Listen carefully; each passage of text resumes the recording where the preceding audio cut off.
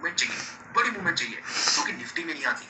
Nifty चलेगा ऊपर 50 points, bank Nifty चलेगा ऊपर 50 पॉइंट्स। निफ्टी चल रहा है ऊपर सिर्फ 1%, बैंक निफ्टी ऊपर दौड़ रहा है 2.5%। आम आपको देखने को मिलेगा। निफ्टी अगर टूट गया, नीचे गिर गया 1%, तो बैंक निफ्टी वहां पे आपको आउट परफॉर्म करता हुआ नजर आएगा उसको, और बैंक निफ्टी और ज्यादा नीचे गिर जाएगा, 1.5% 2% नीचे गिर जाएगा, 500-700 पॉइंट नीचे गिर जाएगा। राइट? तो ट्रेडर को मार्केट में बड़ी मूवमेंट चाहिए, जो कि मिलती है बैंक निफ्टी में। बैंक निफ्टी में अगर 800 पॉइंट की रेंज बन गई, तो उसमें कहीं ना कहीं आप 300-400 पॉइंट बनाने के कहीं ना चांसेस हैं, 300-400 पॉइंट बना सकते हो। और अगर निफ्टी में पूरे दिन के अंदर मूवमेंट ही सिर्फ 80 पॉइंट्स की आ रही है, 90 पॉइंट्स की आ रही है, तो उसमें कितने पॉइंट्स निकाल लोगे मेरे भाई? तो निफ्टी जो है वो थोड़ा कंजर्वेटिव ट्रेडर्स के लिए है, बैंक निफ्टी एग्रेसिव ट्रेडर्स के लिए। जैसे कि मैंने बताया कि आपको जरूरी है कि बैंक निफ्टी में ही करना है, आपको देखना है कि आपका ट्रेडिंग स्टाइल क्या है, जो आपको सूट करता है, उस चीज में काम करो। राइट? बताइए प्रवीण, क्या क्वेश्चन है आपका? So, Shakti sir, my question is, can we club this indicator with RSI or ADX? तो मैं भाई देखो, आपको अगर उसकी नॉलेज RSI की, सिर्फ नॉलेज का मतलब ये नहीं कि आपने कोई छोटी मोटी कोई वीडियो देख रखी है 10-15 मिनट की यूट्यूब पे और आपको लगा कि हाँ मैं RSI इंडिकेटर को समझता हूँ, एक्चुअली आप उसको समझते हो, उसमें आपकी एक्सपर्टीज है, तो यूज करो उस चीज को। मिक्स एंड मैच करके आप क्या होगा, आप काफी ज्यादा कंफ्यूज होगे। कई लोग क्या करते हैं, 2-3 स्ट्रेटजीज एक साथ यूज करते हैं, इंडिकेटर अप्लाई कर देते हैं, कई जगह बाय सिग्नल आ रहा है, कई जगह सेल सिग्नल आ रहा है, वो कंफ्यूज ही रहते हैं। तो जहां पे कंफ्यूजन होगी वहां पे आपका कॉन्फिडेंस कम होगा। आपको लगेगा यार उस पर्टिकुलर इंडिकेटर ने मेरे को सेल दिया था, यहाँ पे बाय तो दिखा रहा है, मैंने एंट्री तो कर ली है, पर वो वाला इंडिकेटर अगर सही हुआ तो अगर आप एक्सपर्ट हो किसी चीज के, कोई जानकारी है, कोई नॉलेज है, तब उसको अप्लाई करो। नहीं तो जो आप एक चीज कर रहे हो ना, पहले उसमें एक्सपर्टीज लेके आ जाओ, फिर धीरे धीरे चीजें ऐड करो। तो उससे क्या होगा, आप कर सकते हो, पर उससे क्या होगा, जैसे हम अभी एंट्री कर रहे हैं, पूरे दिन के अंदर 3 ट्रिगर आए, 3 में से मेरे काम का सिर्फ एक ही है ग्रीन वाला, जो कि मेरे सेंटीमेंट से मैच करता है, तो मैं एक बार एंट्री कर पाऊंगा। अगर मेरा रेड ट्रिगर आ रहा है, पूरे दिन में 3 में से 2 रेड ट्रिगर है, तो मैं 2 बार एंट्री कर पाऊंगा। पर अगर आपने साथ में कोई और टूल भी यूज किया, तो होगा क्या, 2 में से एक कई जगह आपका कन्फ्लिक्ट है, तो आप सिर्फ एक ही इंडिकेटर आपका काम का बच जाएगा। आपने RSI यूज किया, वहां पे वो मैच नहीं करता उस पर्टिकुलर ट्रिगर के साथ जो सुपर ट्रेंड बता रहा है, तो आपको अवॉइड करना पड़ेगा। तो आपके जो ट्रेड्स हैं और ज्यादा कम हो जाएंगे, जो कि अच्छी चीज है, जो कि और बेटर एक्यूरेसी कर देता है उसकी। पर आपको नॉलेज होनी चाहिए, उस चीज की नॉलेज है, यू कैन अप्लाई इट। ठीक है, मुकेश साहब आप बताइए क्या क्वेश्चन है आपका?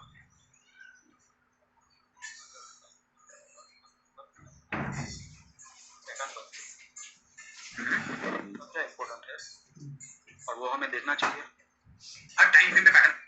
आप ही कह रहे हो कि अगर हम चार्ट जाके देखेंगे 1 मिनट पे अलग पैटर्न बनेगा, 1 मिनट पे अलग रिवर्सल आएंगे, 2 पे लगाएंगे, 3 पे लगाएंगे, 5 पे लगाएंगे, बिल्कुल उसका फर्क पड़ता है। अगर आपको देखो, अगर आप स्विंग ट्रेडर हो, तो आप इतनी छोटी फ्रीक्वेंसी पे काम नहीं कर सकते।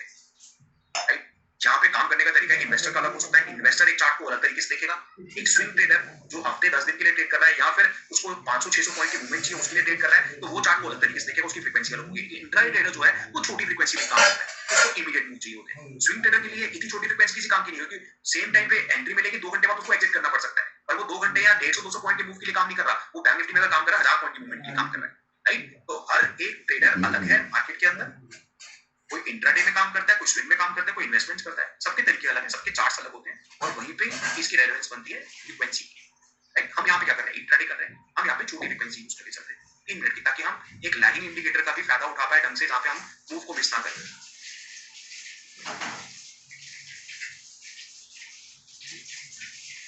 ओके, जो मेरे पास नेक्स्ट क्वेश्चन आ रहा है वो है अर्शद। बताइए क्या क्वेश्चन है दोस्त आपका? प्लीज अनम्यूट करिए, बताइए। सर मैं पूछ रहा था कि मेगा टारगेट के लिए कैसे वेट कर सकते हैं? इस चीज के लिए कैसे वेट कर सकते हैं? How can I find mega target? Bigger target कैसे फाइंड आउट कर सकते हैं? मेरे दोस्त बिगर टारगेट मतलब बड़े टारगेट से बड़े टारगेट मतलब कि आपको पता चले किस दिन बड़ा टारगेट आ सकता है। देखो जनरली बड़ा मूव कब आता है? बड़ा मूव तब आता है जब कोई बड़ी न्यूज हो, जैसे बजट वाला दिन हो गया, जैसे कोई इवेंट हो गया, जैसे कोई फाइनेंस मिनिस्टर आने वाले, तो हमें पता चलता है कि मार्केट आज जो है बड़ा मूव दे सकती है। बट नॉर्मल डे पे कोई बड़ा मूव आएगा तो वो किसी न्यूज के बेस पे आएगा। अचानक से मार्केट के बीच में कोई न्यूज आ जाएगी तो बड़ा मूव आ जाएगा। अब हम उसको कैसे पकड़ें? अब बड़ा आएगा नहीं आएगा, उसके लिए बेस्ट वे जो है हमारा वो ट्रेडिंग है। हमने एंट्री कर ली, हम अपना पूरा प्रॉफिट बुक ही नहीं करते, हम बड़े मूव के लिए वेट करते हैं मेरे भाई। एक चीज मैंने 300 पे बेच ली, तो उसके बाद अपनी अपनी जो कुछ क्वांटिटी है सिर्फ 50% तो काट रहा हूँ, वहां पे 30% पे अपना 50% प्रॉफिट बुक कर रहा हूँ, बाकी रिमेनिंग तो मेरे पास है ना। बड़ा मूव आएगा तो मेरे को मिल जाएगा, हम उसको मिस नहीं करेंगे। पर पहले से ही एंट्री करने से पहले मुझे पता चलेगा बहुत बड़ा मूवमेंट आने वाला है, तो ये चीज कोई भी पता नहीं लगा सकता। पता लगा सकता होता तो वो कहीं ना कहीं भाई मार्केट का राजा हो जाएगा, मार्केट को ले जाएगा। ये चीज पता नहीं चल सकती है, सिर्फ और सिर्फ डिसिप्लिन से अपने इस मूव को कैच कर सकते हो, कैप्चर कर सकते हो सिर्फ और सिर्फ ट्रेलिंग करके। इसके आज अगर आपने मार्केट देखो कितना बड़ा मूव आया नीचे की तरफ का, वहां पे 400 वाली चीज कितने की हो गई आपके सामने। तो वहां पे स्टॉप लॉस लगा के मैं 30% का अपना प्रॉफिट बुक करता हूँ, बड़े मूव के लिए वेट करता हूँ। बड़ा मूव आएगा तो मुझे मिल जाएगा, नहीं आएगा तो मेरा वहां पर stop loss trailing stop loss वही हो जाएगा, यहाँ पे मैं अपने प्रॉफिट बुक कर लूंगा। तो बड़ा मूव हम मिस नहीं करेंगे अगर है तो ट्रेलिंग के थ्रू। सर एक बेस्ट वे है बड़े मूव को पकड़ने का ट्रेलिंग। कोई भी ऐसा इंडिकेटर नहीं, कोई भी ऐसा टूल नहीं जो आपको बता देगा कि आज बहुत बड़ी मूवमेंट आने वाली मार्केट के अंदर। मार्केट जो बड़ा मूव देती है वो न्यूज के बेस पे देती है। जहां मार्केट में कोई न्यूज ही नहीं होती तो मार्केट चलेगी नहीं, मार्केट बिल्कुल रेंज बाउंड हो जाती है, साइडवेज हो जाती है। जहाँ पे मार्केट में 2-3 न्यूज चल रही होती है वहां पे मार्केट वोलेटाइल हो जाती है, राइट। जब मार्केट दोनों तरफ की न्यूज है मार्केट में तो मार्केट वोलेटाइल होती है, मार्केट सेंटीमेंट नीचे बड़े मूव देगी। जब मार्केट में सिर्फ पॉजिटिव न्यूज है तो मार्केट ट्रेंडिंग होगी ऊपर की तरफ, तो सिर्फ नेगेटिव न्यूज है तो ज्यादा चांस है कि मार्केट नीचे ज्यादा गिरती जाएगी, राइट। तो हर तरह की मार्केट में हमें पता है कि हमें कैसे काम करना है। हम एक ही फॉर्मूला लेके चलते हैं, अपना प्रॉफिट बुक को छोटा सा एक अच्छे रीजनेबल प्रॉफिट में अच्छा रिस्क एंड रिवॉर्ड मेंटेन करते हुए 10% के अगेंस्ट हम 30% का ले रहे हैं, या फिर 20% के अगेंस्ट हम 30% का ले रहे हैं, या फिर अभी जो हमने स्कैल्पिंग का चेंज किया है 10 to 15 के हमने स्कैल्पिंग के लिए क्यों चेंज किया, क्योंकि अभी मार्केट में कहीं ना कहीं हमने देखा है कि अब वॉल्यूम कम हो चुके हैं, वॉल्यूम कम हो चुके हैं, ऑप्शंस में वॉल्यूम अगर कम है तो एक छोटा सा ही मूव आएगा बैंक निफ्टी में, तो हो सकता है कि एकदम से वॉल्यूम का प्राइस बहुत जल्दी ऊपर और नीचे होगा। इसीलिए अभी हमने जो रिसेंट चेंज किया वो ये चेंज किया है कि हमने सिर्फ और सिर्फ जो अपने स्टॉप लॉस पोजीशन पहले 10% के लेके चल रहे थे उसको 15% का कर दिया है, और जो भाई थर्सडे स्ट्रेटेजी है अभी हम उसको अप्लाई नहीं कर रहे हैं। हम क्या कर रहे हैं, डेली 5 के 5 दिन हम राइडिंग करके ही चल रहे हैं। अगर मेरे को कहीं ना कहीं बाइंग करनी है तो मेरा सिर्फ और सिर्फ कॉन्फिडेंस आता है थर्सडे के दिन, वो भी लेटर इन द डे जब प्रीमियम जो है खत्म हो जाता है। स्टार्ट होते हैं तो हमें बहुत अच्छा मौका मिलता है, प्रीमियम काफी हाई मिलते हैं, और मैं वहां पे भी थर्सडे को भी राइडिंग करके चलता हूं। लेटर इन द डे अगर 11-12 बजे कोई ट्रिगर आ रहा है, 1 बजे कोई ट्रिगर आ रहा है, अगर मुझे लगता है कि अब प्रीमियम खत्म हो चुके हैं, सिर्फ एक मैं इन द मनी ऑप्शन में देखूं 30 40 50 पॉइंट्स का प्रीमियम रह गया, बाकी उसकी एक्चुअल वैल्यू है, तो वहां पे मैं बाइंग करके चल सकता हूं, right. Otherwise I prefer writing all 5 days. Major change जो हमने बताया कि स्ट्रेटजी में कुछ ना कुछ छोटे-मोटे चेंजेस करते रहते हैं टाइम टू टाइम। अदरवाइज जो हमारी ट्रेडिशनल स्ट्रेटजी है वो वही है जो हमने स्टार्ट ऑफ द डे देखी थी, जिसमें हम थर्सडे के दिन जो एट द मनी ऑप्शन है उसको हम बाय करके चलते हैं, कम प्राइस में सस्ता खरीदते हैं, डबल और ट्रिपल बेचते हैं। ये हमारी थर्सडे के लिए है, और उसमें हमारे रेगुलर ट्रेड्स के लिए वो 20-30 हम लेके चलते हैं, स्कैल्पिंग में हम 10% लेके चलते हैं। बट जहां मार्केट में नजर आता है कि मार्केट ऑलरेडी बहुत बढ़ चुकी है, वहां पे हम थर्सडे के दिन भी राइटिंग करके चलते हैं, क्योंकि वहां पे प्रीमियम से नीचे नहीं आने वाले। वहां पे हम स्कैल्पिंग का स्टॉप लॉस जो है और कॉन्ट्रा का स्टॉप लॉस जो है 10 से थोड़ा सा बढ़ा के 15% तक कर देते हैं। Otherwise rest of the strategy is same from last 4-5 years. Vinod बताइए क्या क्वेश्चन है आपका?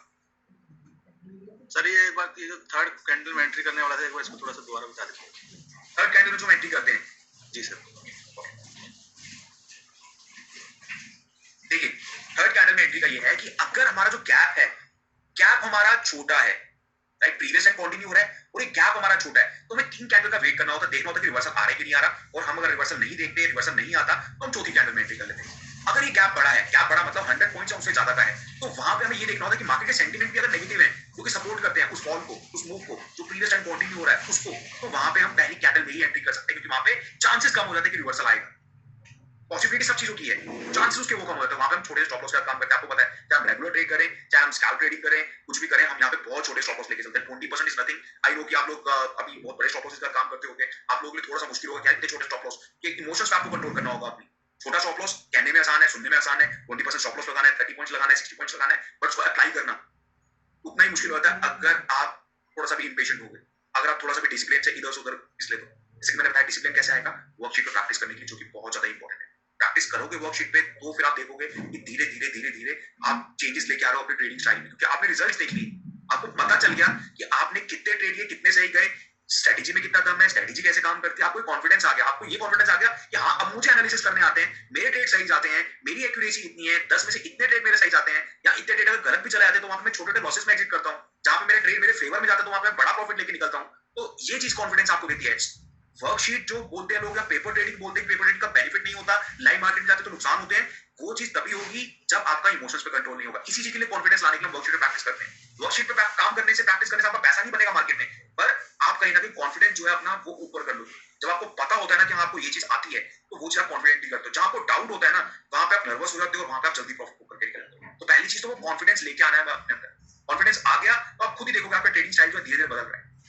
जो इतना टाइम लगा हमें ये ट्रेडिंग स्टाइल डेवलप करने में, जहां पर छोटे छोटे प्रॉफिट्स में निकल आते हैं, बड़े लॉसेस लेते हैं, तो वो चीज एक दिन में ठीक नहीं हो सकती। क्या आप सोचो कि आपने एक सेशन अटेंड किया और मैंने आपको बोल दिया कल से वो फॉलो करने लग जाओगे, आप नहीं फॉलो करोगे। मुझे पता, लाइव मार्केट में जाओगे दोबारा वही चीज करोगे, छोटे से प्रॉफिट में एग्जिट कर दोगे, जहां लॉस होगा वहां पे स्टॉप लॉस नहीं लगाओगे। इसलिए जो इतने टाइम से हमने ये आदत डेवलप की है, उससे बाहर आने के लिए हमें कहीं ना कहीं प्रैक्टिस करनी पड़ेगी, हमें वो आदत छोड़ने के लिए हमें काफी मेहनत करनी पड़ेगी, राइट। अदरवाइज रूल्स आपके सामने, रूल्स को अप्लाई करना वो आपको उसी की प्रैक्टिस करनी पड़ेगी। नहीं तो सामने आपके रूल्स लिखे होंगे, आपको पता होगा क्या हो रहा है, आप देखोगे लोग उसमें काम करके अच्छे पॉइंट्स बना रहे हैं, पर आप वहीं पे स्ट्रगल कर रहे हो। आप देखोगे किसी ने 90 पॉइंट्स निकाले, किसी ने 200 पॉइंट्स निकाले, किसी ने 100 निकाले, पर आप 20 पॉइंट्स पे अपना प्रॉफिट करके निकल गए, और आपको लग रहा है यार मैं वेट नहीं कर पा रहा। वेट क्यों नहीं कर पा रहे? क्योंकि आपकी प्रैक्टिस नहीं, आपको आदत नहीं। तो वो आदत डालनी। जो लोग काम करते हैं, जो लोग अच्छे पॉइंट्स निकालते हैं, तो ये मैं सोचो कि वो ओवरनाइट बदल गए। उनको काफी टाइम लगा, उन्होंने मेहनत की है, काफी उन्होंने स्किल्स को अपने इंप्रूव किया और टाइम दिया इन चीजों को। कोई भी चीज ओवरनाइट नहीं हुई, तो ये चीज का ध्यान। क्वेश्चन जो है, बताइए आशीष क्या क्वेश्चन है आपका? ये ओक्टा लेवल के साथ में, जैसे जो आपने बताया सुपर ट्रेंड जो लास्ट डे का एंडिंग था वो हमारा ओक्टा लेवल है, तो उसके साथ में कैसे नेक्स्ट डे उसकी क्या आई मीन वर्किंग है, उसको किस तरह से कंबाइन करना है अपने ट्रेडिंग में, थोड़ा सा। ओके, ये देखिए, अगर हम आज के देखें हमारा ओक्टा लेवल्स क्या है, मैं दोबारा से एक्सप्लेन करूंगा, तो बात मैं दोबारा से बताता हूँ आपको एक चीज। राइट, ये अभी जो प्रीवियस डे का हमारा सुपर ट्रेंड है उसका क्लोजिंग प्राइस हमने लगा लिया। क्लोजिंग प्राइस हमने लगा लिया, उसकी रेलेवेंस क्या है?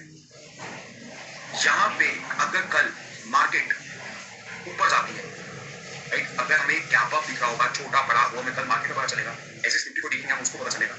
पर अगर गैप होता है तो हमें ये देखना कि मार्केट खुलने से पहले इन दोनों के बीच का पहली चीज तो गैप क्या है, रिवर्सल कब आएगा? जब ये प्राइस इस लाइन को ब्रेक करके ऊपर की तरफ जाएगा। अभी यहाँ पे इसका क्लोजिंग प्राइस क्या है? 29,484, जो बैंक निफ्टी ने क्लोजिंग किया 29,484 पे किया है। और यहाँ पे सुपर ट्रेंड का प्राइस क्या है? 29,534। दोनों के बीच का कितने पॉइंट्स का गैप हो गया? 50 पॉइंट्स का। अगर यहाँ पे 100 पॉइंट्स का हमें एक गैप अप देखने को मिलता है या प्री मार्केट सेशन में गैप अप ओपनिंग है, तो ऑब्वियस सी बात है कि लेवल ब्रेक हो जाएंगे और हमें एक ट्रिगर मिलेगा, एक रिवर्सल मिलेगा। अगर ये रिवर्सल मेरे को मिल रहा है, एक ट्रिगर मिल रहा है और साथ में मार्केट के सेंटीमेंट भी पॉजिटिव है, तो मैं वहां पे एंट्री कर लूंगा। पर दूसरा केस क्या हो सकता है कि रिवर्सल तो हमें मिल रहा है पर मार्केट के सेंटीमेंट्स पॉजिटिव नहीं है। उस केस में क्या करना है? रिवर्सल मिल रहा है, मार्केट के सेंटीमेंट पॉजिटिव नहीं है बल्कि मार्केट के सेंटीमेंट नेगेटिव है, तो मेरे को यहाँ पे काम ही नहीं करना। मेरे को फर्दर वेट करनी है, जब मुझे डाउनसाइड ट्रिगर मिलेगा जो मार्केट के सेंटीमेंट से मैच करता होगा, मैं वहां पे एंट्री करूंगा। राइट, दूसरा केस ये बनता है। तीसरा केस क्या बनता है? हो सकता है कि कल मार्केट जो है एक गैप डाउन दे दे या यहीं पे खुल जाए, तो उस केस में क्या करेंगे? मेरे को देखना होगा कि ये प्रीवियस ट्रेंड जो है कंटिन्यू हो रहा है, पर गैप कितना है। अगर ये गैप बड़ा है तो मैं पहली कैंडल में ही एंट्री कर सकता हूँ। अगर मार्केट के सेंटीमेंट भी नेगेटिव है, गैप अगर छोटा है 100 पॉइंट से कम का है, तो मुझे यहाँ पे वेट करनी है। राइट, मुझे यहाँ पे वेट करनी है किसकी? 3 कैंडल कंप्लीट होने की। तो जब हम पहले से ड्रॉ करते हैं और एसजीएक्स निफ्टी देखते हैं और मार्केट के सेंटीमेंट देखते हैं, तो हमें उससे ये क्लैरिटी लग जाती है मार्केट खुलने से पहले मार्केट में ऐसा क्या होने वाला है, और एकदम से अगर कोई बड़ा मूव आता है ऊपर की तरफ ब्रेकआउट होता है, तो मैं उसके लिए पहले से रेडी हो जाऊं। मेरे को पहले से आइडिया है कि मार्केट नीचे खुलने वाली है, प्रीवियस ट्रेंड जो कंटिन्यू होने वाला है, मार्केट के सेंटीमेंट नेगेटिव है पॉजिटिव है, क्या मुझे स्टार्ट में ही एंट्री करनी है? सेंटीमेंट्स अगर मैच नहीं करते तो मेरी एंट्री स्टार्ट में नहीं होगी, मुझे वहां पे वेट करना होगा। तो हमारी प्रिपरेशन जो है पहले ही हो जाती है और उसके अकॉर्डिंग मैं अपनी स्ट्राइक प्राइस सिलेक्ट कर सकता हूं। मुझे कौन सी स्ट्राइक प्राइस में काम करना है, जो कि 300 के आसपास होगी। राइट, ये मुझे स्ट्राइक प्राइस मिल जाती है मेरी, मुझे क्वांटिटी अपनी पहले से पता। तो बाद में जो हम टाइम वेस्ट करेंगे, अगर हम मार्केट में चार्ट खुलने का वेट करेंगे, वहां पे रिवर्सल आने का वेट करेंगे, तो उसमें हम कुछ टाइम वेस्ट कर देंगे अपना। वो टाइम हम बचा रहे हैं ताकि हम प्रिपेयर रहें, ये बेनिफिट मिलता है। तो इसी तरीके से आप देखते हो कि मैं कितनी जल्दी मॉर्निंग में अपना पहला ट्रेड लेता हूँ, इसी प्रिपरेशन पे लेता हूँ। जो आपने मेरी प्री मार्केट वीडियोस भी देखी, उसमें मैं कैसे लेवल्स निकालता हूँ, ये वो लेवल्स हैं जो मैं लेवल्स निकालता हूँ। तो मैं बात करता हूँ कि आज मार्केट में अगर ये लेवल ब्रेक होते हैं तो हमें ऊपर की तरफ एक मूव देखने को मिल सकता है, ऊपर की तरफ का मूव देखने को मिलेगा, तो मैं ये पर्टिकुलर स्ट्राइक प्राइस यहाँ पे शॉर्ट करके चलूंगा। राइट, चलिए तुमानी बताइए क्या क्वेश्चन है आपका? सर, ये स्ट्रैटेजी हमें सिर्फ बैंक निफ्टी पे फोकस करनी है या दूसरे स्टॉक्स पे भी अप्लाई कर सकते हैं? नहीं, इसको हम स्टॉक्स के लिए यूज नहीं करते। स्टॉक्स के लिए जो स्ट्रेटजी है, आपने देखा होगा मैं डिफरेंट स्ट्रेटजी यूज करता हूँ। इनफैक्ट मैंने पिछले साल तो मैंने स्टॉक्स में ही काम किया था, इस साल मैं बैंक निफ्टी में ही काम कर रहा हूँ। स्टॉक्स में क्या है, हमारी डिफरेंट स्ट्रेटजी है, कैटेगरी स्ट्रेटजी है, जिसको मैं अप्लाई करता हूँ। ऑक्टा जो है सिर्फ बैंक निफ्टी निफ्टी ऑप्शंस के लिए। और ऐसा क्यों है, इसको समझने की कोशिश करो एक बार। स्टॉक्स में जो हमारे पास ऑप्शंस हैं, वो ऑप्शंस वीकली नहीं है, वो मंथली ऑप्शंस है, मंथली एक्सपायरी है। यहाँ पे हम क्या कर रहे हैं, टाइम डीके का बेनिफिट उठा रहे हैं, ऑप्शन को राइड कर रहे हैं, उनके प्रीमियम जो कम हो रहे हैं उससे पैसा कमाने की कोशिश कर रहे हैं। वहां पे एक दिन के अंदर या 1 घंटे के अंदर, 1 मिनट के अंदर प्राइस इतनी जल्दी से नहीं टूटेगा उन ऑप्शंस का, क्योंकि उसकी लाइफ जो है वो 30 दिन की। यहाँ पे लाइफ कितनी होती है? 7 दिन की होती है, तो फर्क पड़ जाता है इस चीज। इसीलिए हम इस चीज को वहां पे अप्लाई करके बेनिफिट नहीं उठा सकते। ऑलराइट, इस सिर्फ और सिर्फ आपने देखा होगा मैं सिर्फ और सिर्फ बैंक निफ्टी में ही काम कर रहा हूँ, बैंक निफ्टी में ही ट्रेडिंग कर रहा हूँ, तो मैं स्टॉक्स में काम भी नहीं करता अभी फिलहाल तो, और ना ये स्ट्रेटजी वहां पे अप्लाई करता हूँ। Okay, alright, okay sir. Mister Pillai बताइए क्या क्वेश्चन है आपका? सर, ट्रेलिंग स्टॉप लॉस अगर डालेंगे तो प्राइस सपोज 100 में हमने कोई चीज लिया, वो 110 होने के बाद से कितने % इंक्रीज होने के बाद हम उसको ट्रेल करते जाएंगे? ओके, मैं दोबारा से एक बार एक्सप्लेन करता हूं ट्रेडिंग स्टॉप लॉस को। लेट्स सपोज मैंने 330 में एंट्री किया, 300 में एंट्री की। यहाँ पे जो मेरा रेगुलर स्टॉप लॉस बनता है, अगर मैं 20% का स्टॉप लॉस लेके चलूं तो स्टॉप लॉस होगा 360 का। ठीक है, प्राइस अगर नीचे आया, मेरे हिसाब से चल रही है मार्केट 290 आएगा, 280 आएगा, 270 आएगा, 260 आएगा।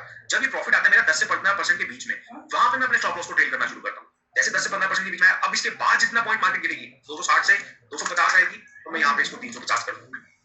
ये 240 आएगी नीचे और, तो मैं ऊपर अपना स्टॉप लॉस जो है 340 कर दूंगा। ये और नीचे जाएगी 230 जाएगी, तो यहाँ पे मैं अपना स्टॉप लॉस और ज्यादा नीचे लेके आ सकता हूँ।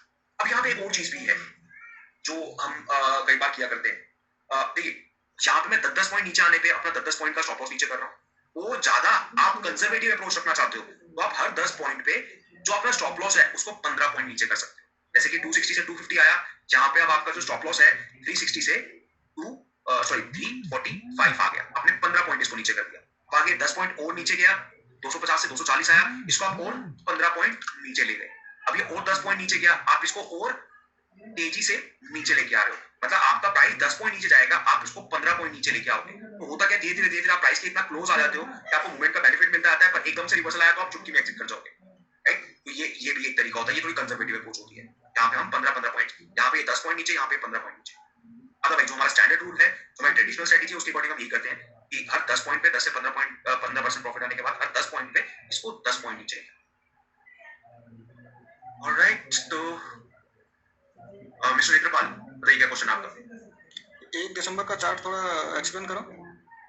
1 दिसंबर का, ओके चलिए आप मुझे एक्सप्लेन करिए।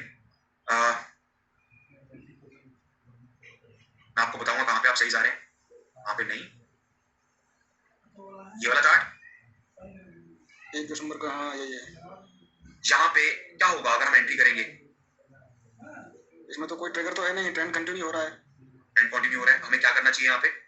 3 कैंडल का वेट होगा पहले, ठीक है। यहाँ पे एंट्री कौन सी कैंडल में होगी, 4th कैंडल में हुआ है इसी में। मैं बुलिश ट्रेड लूंगा, पर उससे पहले मुझे क्या करना है मेरे भाई, हमें ये देखना है कि हमारे सेंटीमेंट्स कैसे थे। मैं बुलिश ट्रेड इसमें एंट्री तभी कर सकता हूँ यहाँ पे 3 कैंडल के बाद प्रीवियस ट्रेंड कंटिन्यू हो रहा है, ग्रीन जोन में है, मुझे कॉल को बाय करना है या तो फिर पुट को शॉर्ट करना है, दोनों में से एक चीज कर सकते हो। कॉल को बाय करूंगा तो क्या होगा वहां पे, अब इस वाले केस में देखिएगा, ये बहुत अच्छा एग्जांपल है। इस केस में कॉल बायर्स ने अच्छा पैसा बनाया होगा, क्योंकि देखो यहाँ पे हमारी एंट्री अगर होती है, मैं एक सेकंड आपको दिखा,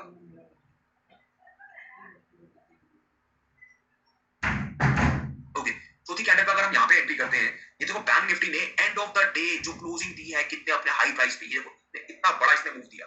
यहाँ पे अगर मैं चौथी कैंडल पे एंट्री कर लेता, वहां पे उस टाइम पे भाव था 29,602 का, 29,602, वहां से बैंक निफ्टी ऊपर गया 29,970।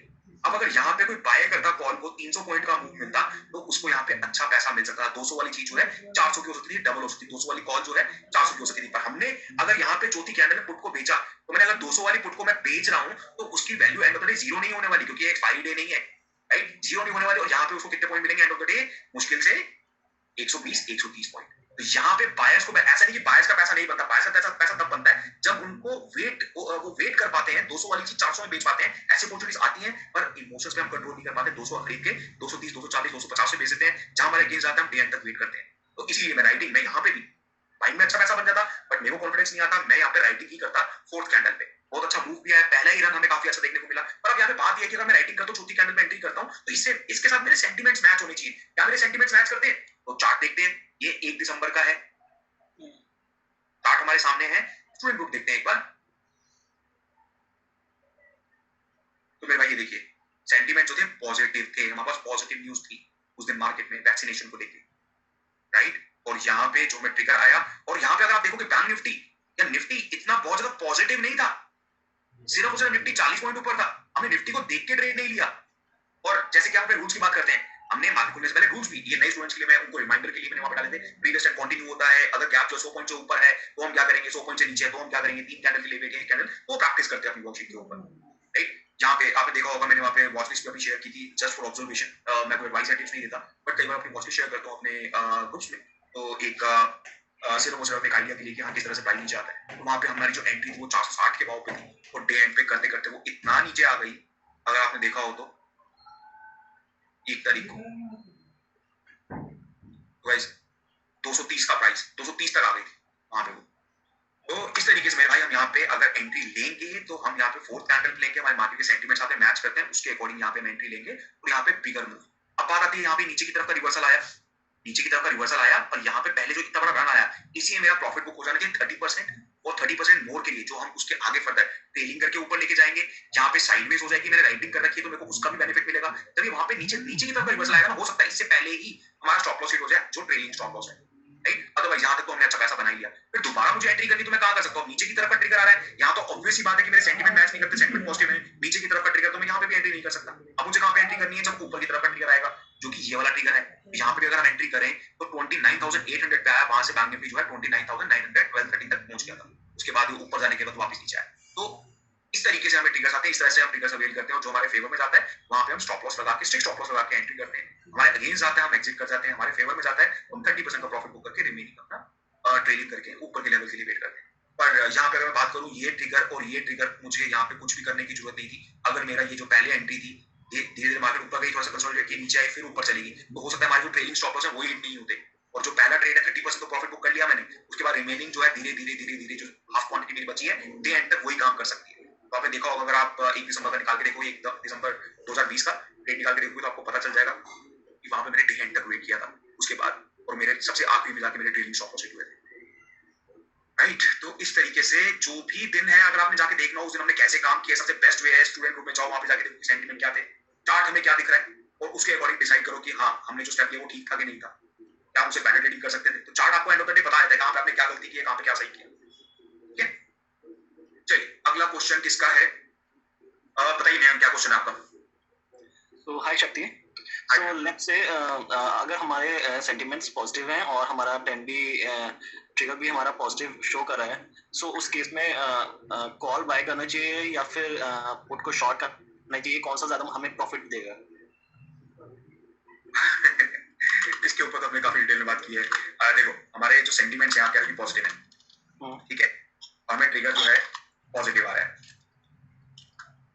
अब आप मुझे बताओ कि क्या ज्यादा बेनिफिट देगा, आपकी क्या अंडरस्टैंडिंग है, पहले आप मेरे को ये बताओ ताकि मैं देखूंगा आपको कितनी चीजें समझ आई और आपका एक्सपीरियंस कितना है अभी तक मार्केट के अंदर। सो मुझे लगता है कि पुट को अगर हम शॉर्ट करेंगे सो उसमें ज्यादा प्रॉफिट मिलेगा, क्योंकि उसके साथ ही जो टाइम डिके है उसके अकॉर्डिंग टू इट जो वैल्यू है वो गिरती जाएगी। मैं आपको बताता हूँ, ये डिपेंड करता है कि मूव कितना बड़ा है। अगर ये पॉजिटिव है, आप 300 रुपए वाली 300 रुपए की पुट को शॉर्ट करते हो, ठीक है, आपने बी ही शॉर्ट की 300 वाली या फिर आप 300 वाली कॉल बाय कर सकते हो। अब अगर मार्केट यहाँ से अगर समझ लो बैंक निफ्टी इस टाइम पे 25 यहाँ लगा के चलो 29,500 है, वहां से अगर बैंक निफ्टी ऊपर जाता है सिर्फ उस 29,600 तक, तो वहां पे पुट जो आपने शॉर्ट कर रखी है वो आपको फायदा देगी। अगर वो बैंक निफ्टी ऊपर जाता ही नहीं और सारा दिन क्या कहां पे घूमता रहता है, कभी होता है बैंक निफ्टी 29,550, कभी होता है थोड़ा सा नीचे आके 29,450 और यहीं पे घूमता रहता है बैंक निफ्टी, उस केस में भी आपने जो पुट राइट कर रखी है वो आपको फायदा देगी। अगर यहाँ से बैंक निफ्टी ऊपर चला जाता है 29,600 29,650, तो अगर तो बैंक निफ्टी 200-250 पॉइंट तक का ही मूव दे रहा है, कि हमने 500 पे अगर एंट्री किया, 450 पे एंट्री की, अगर ये 200 पॉइंट या फिर 250 पॉइंट तक का भी मूव देता है 700 तक का, तब भी देखा जाता है कि पुट राइटिंग जो है ज्यादा बेनिफिट देती है, कॉल बाइंग ज्यादा बेनिफिट नहीं देती। वहाँ पे टाइम डी का भी बेनिफिट मिलता है, हमें प्रीमियम कम होते हैं, ज्यादा मूवमेंट का भी बेनिफिट मिलता है। पर अगर ये मूवमेंट इससे बड़ी हो गई, इससे बड़ी का मतलब अब ये मूवमेंट जो है बढ़ के 29,800 29,900 30,000 इतना ऊपर चलेगी, तो ऑब्वियस ही बात है कि जो आपने 300 वाली कॉल खरीद रखी है उसका प्राइस हो सकता है कि 300 से पहुंच जाए 600 या फिर 700 के आसपास। क्योंकि इतना बड़ा 500-600 पॉइंट्स का मूव आ रहा है, तो हो सकता है इसमें भी आपको 300-400 पॉइंट मिल जाए। पर यहाँ पे जो आपने 300 वाली पुट शॉर्ट कर रखी है, अगर मार्केट में 600 पॉइंट का मूव आ रहा है तो ज्यादा से ज्यादा इसका प्राइस जो है वो आ जाएगा 60 to 70 रुपी। तो यहाँ पे आपके सिर्फ 250 पॉइंट बन रहे हैं, यहाँ पे आपके ज्यादा पॉइंट बन रहे हैं। डिपेंड करता है कि मार्केट में मूव कितना बड़ा आएगा, और ये मूव कितना